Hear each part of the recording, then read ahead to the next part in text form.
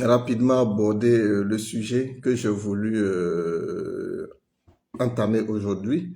C'est concernant le rapport, parce qu'on a pris un extrait du rapport du RENLAC, du réseau national de lutte contre la corruption. Il faut dire que dans ce rapport-là, vous pouvez lire, vous pouvez avoir accès au contenu, mais ce qui a été publié sur les pages Facebook, je vais aller lire un extrait pour vous permettre quand même la partie qui nous concerne particulièrement, parce que déjà l'année passée, je ne vais pas dire l'année passée, oui c'est l'année passée bien sûr, on avait déjà attiré votre attention sur ce conflit d'intérêts qui pouvait exister entre Ibrahim Traoré, son conseiller et les affaires de l'État. Et malheureusement, on n'a pas été écouté. Les gens ont cru que bon, on voulait lancer juste un buzz, mais ce n'était pas juste un buzz. Mais c'était des éléments quand même qui attiraient déjà l'attention de toutes les personnes averties de la chose, de la gestion de la chose publique. Parce que au-delà du pouvoir, il faut comprendre que notre destin, quand on parle du destin de la nation, se joue à des petits détails. Et on se retrouve à un moment donné dans la vie même de notre nation où on n'a plus les leviers de décision souveraine pour notre destin. Parce que quand on parle de souveraineté aujourd'hui, les gens pensent que ça se résume au discours où on sort, on parle. Mais si déjà dans les prises de décision au palais présidentiel ou dans l'octroi des marchés ou d'abord dans l'octroi des permis d'exploitation miniers où on dépossède des terres à des Burkinabés pour les donner à d'autres personnes qu'on naturalise Burkinabés, il faut comprendre que c'est déjà là le béaba de la souveraineté. Parce que quand on vient déloger des populations pour céder les terres à des amis qu'on a fait venir d'ailleurs, à des hommes d'affaires, parce que l'homme d'affaires, on ne peut pas l'en vouloir. Aujourd'hui, on parle du cas de M. Li Yubao. C'est sûr qu'il a des gars qui nous suivent. Comme lui-même, il ne comprend pas bien le français. M. Li Yubao, c'est un homme d'affaires. Je ne fais pas ce live pour m'attaquer à lui, mais je fais ce live pour interpeller tous les Burkinabés à ce qu'ils ouvrent le bon œil.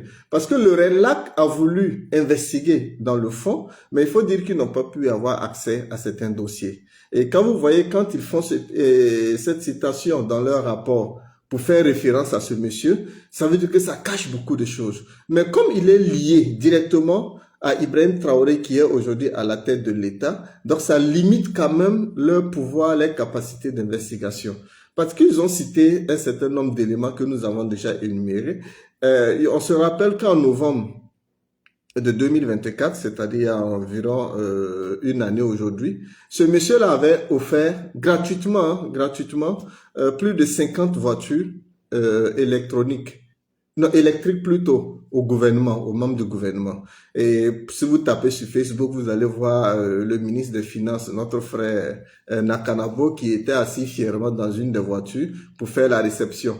Mais c'est honteux quand au Burkina Faso, il y a une loi qui a été voté en 2016 pour spécifier clairement que des fonctionnaires de l'État ne doivent pas recevoir des cadeaux dont la valeur excède 35 000 francs.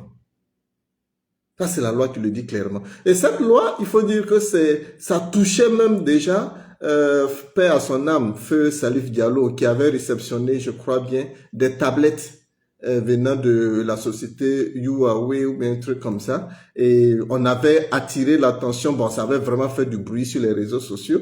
Et l'enquête avait prouvé clairement que non, ça c'était une violation de la loi et c'était un acte de corruption.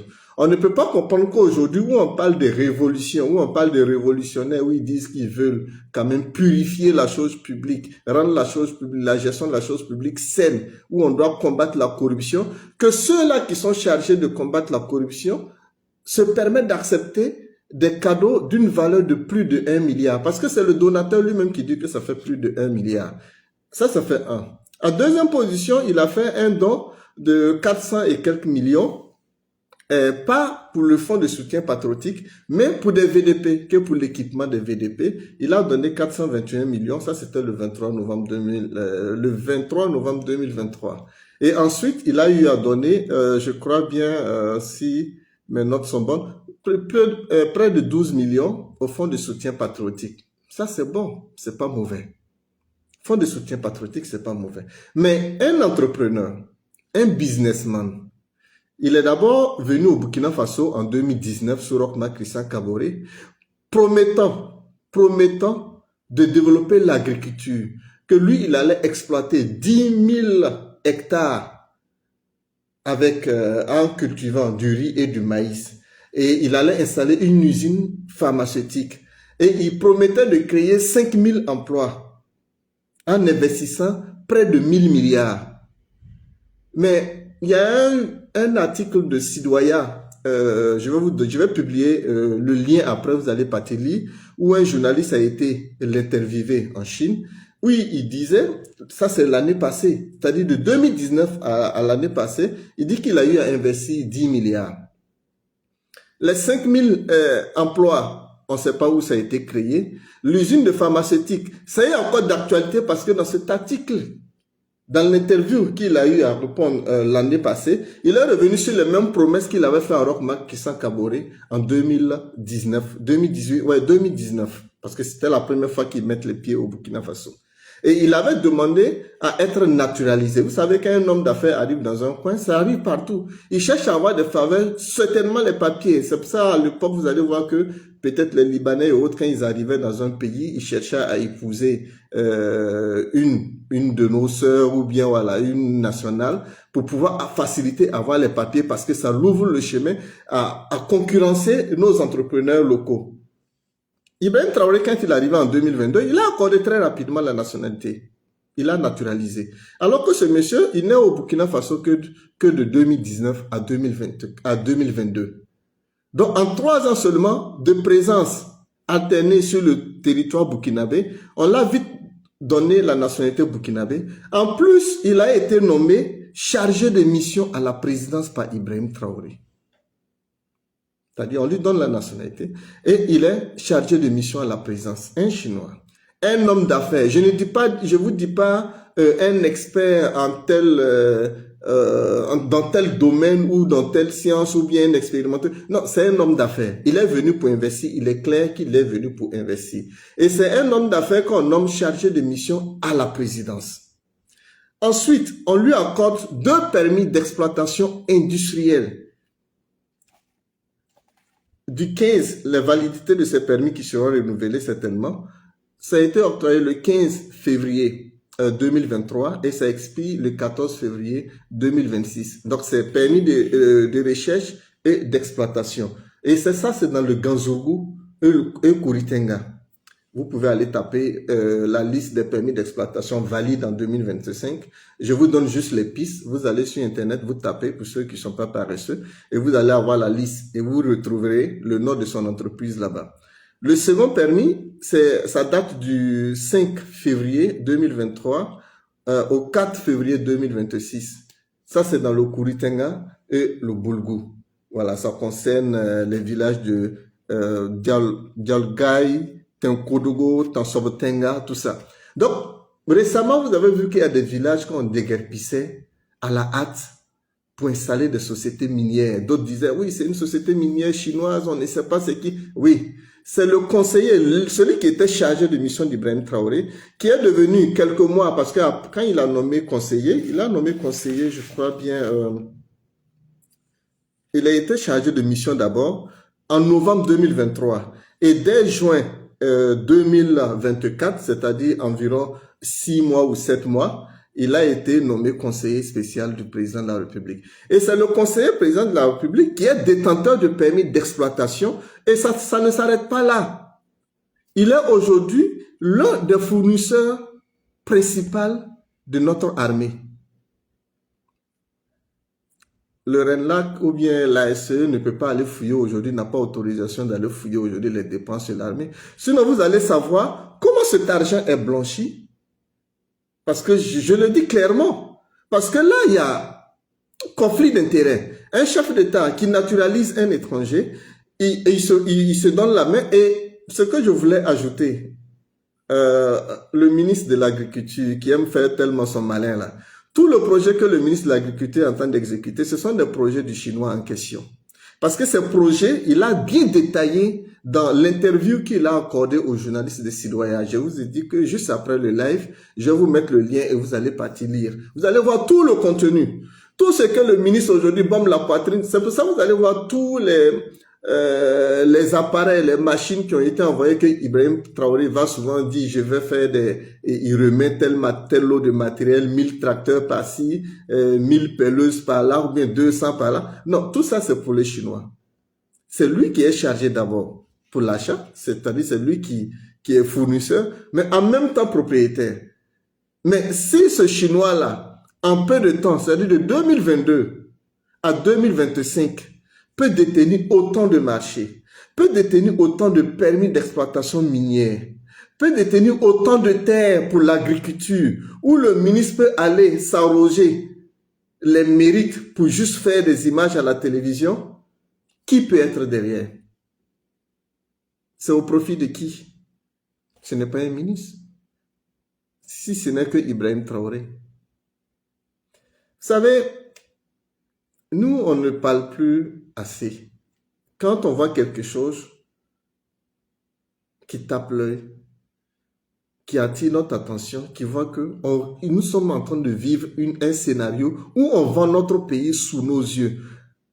Et on utilise un faux discours de souveraineté pour masquer tout cela. Mais tout est faux. Ibrahim Traoré est en train de vendre les terres de nos parents. Ibrahim Traoré est en train d'exploiter notre pays sous nos yeux, mais pensant que nous sommes des idiots. Mais heureusement, et malheureusement pour eux, que tous les Burkinabés ne sont pas des idiots.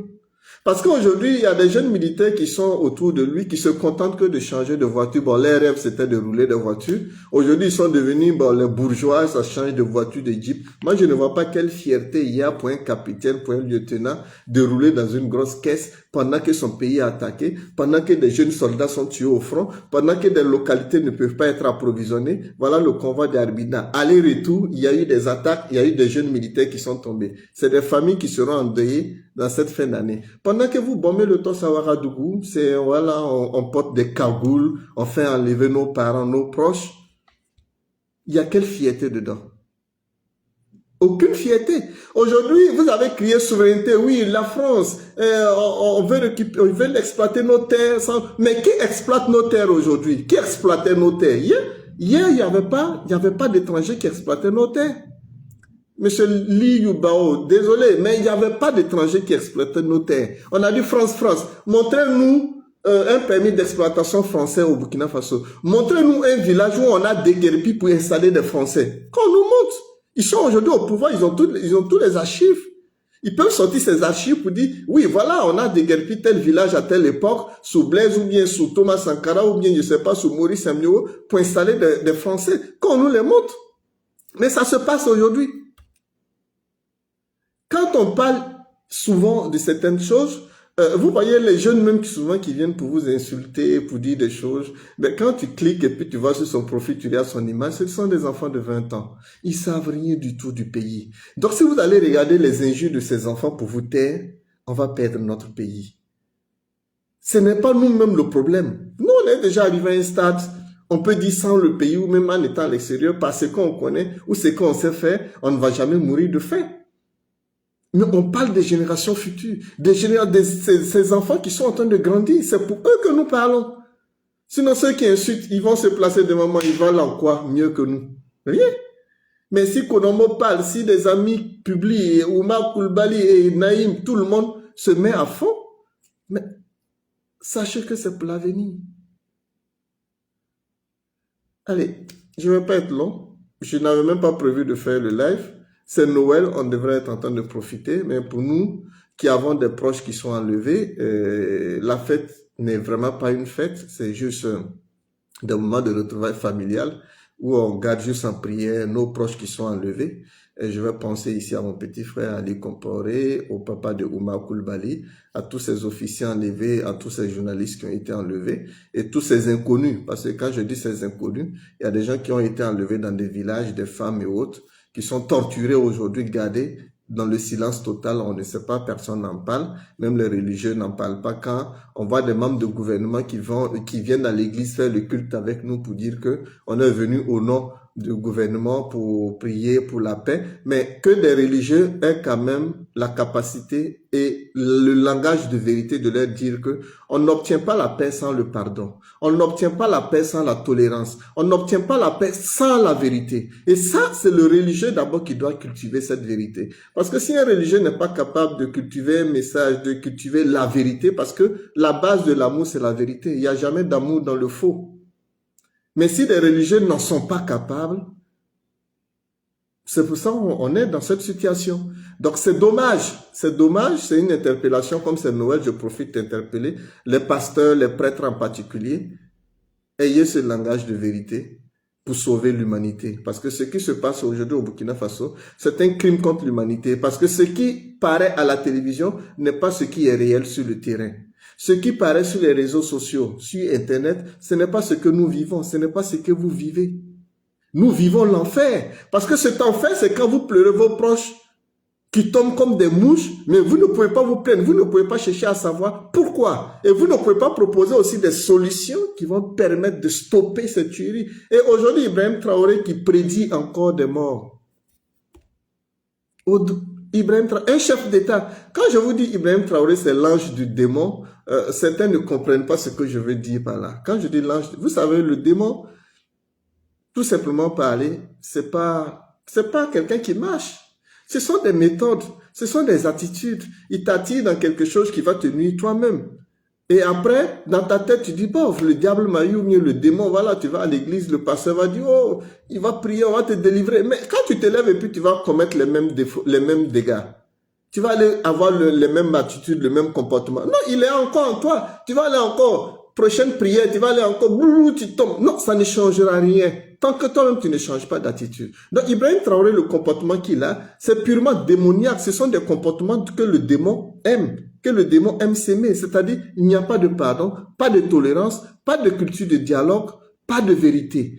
Le diable, il fonctionne dans le mensonge parce que pour lui, il sait que le mensonge détruit. Mais la vérité permet de rassembler, la vérité permet de se mettre ensemble pour avancer. Mais le mensonge divise. Le mensonge apporte le malheur dans la famille. Et Ibrahim Traoré aujourd'hui est l'ange du menteur.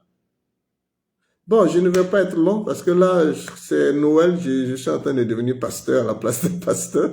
Allez, je remercie tout le monde, joyeux Noël et on garde en prière que nos soldats se portent bien, que cet hiver noir qu'il a annoncé, que ça n'affecte que lui et ceux qui sont avec lui, mais que nos soldats aient la vie sauve et qu'ils aient au moins la conscience éveillée à un moment donné de mettre fin à tout ce qui se passe, afin que les Burkinabés conscients puissent se donner la main et sauver la patrie. Et j'invite tous mes amis qui agissent sur les réseaux sociaux, beaucoup de courage à vous. C'est parfois très difficile, mais il faut y aller. Il faut y aller parce que on est obligé de sauver ce pays-là. Il ne faut pas regarder ces injures, ceux-là qui on déporte à Bamako pour crier vive IB et puis après ils reviennent à Ouaga. Non, on n'a rien à envier à ces personnes. Soyez fiers de vous, soyons fiers de nous. On ira jusqu'au bout. Allez, que Dieu bénisse le Burkina Faso. Et une fois de plus, joyeuses fêtes de fin d'année pour ceux qui peuvent fêter. Et n'oubliez pas de penser aussi aux orphelins, aux femmes des militaires qui sont tombés, aux enfants des militaires qui sont tombés. Et même les militaires qui ne sont pas encore tombés, tendez-leur la main. Il y en a qui souffrent. Il y en a qui souffrent énormément. Ce n'est pas eux tous qui sont dans le beurre. Il y en a qui souffrent, mais ils n'ont pas les moyens, la capacité de faire évoluer les choses. Mais le moment viendra. Donc, on peut les garder en prière, on peut aussi les soutenir. Allez, je vous remercie et à très bientôt.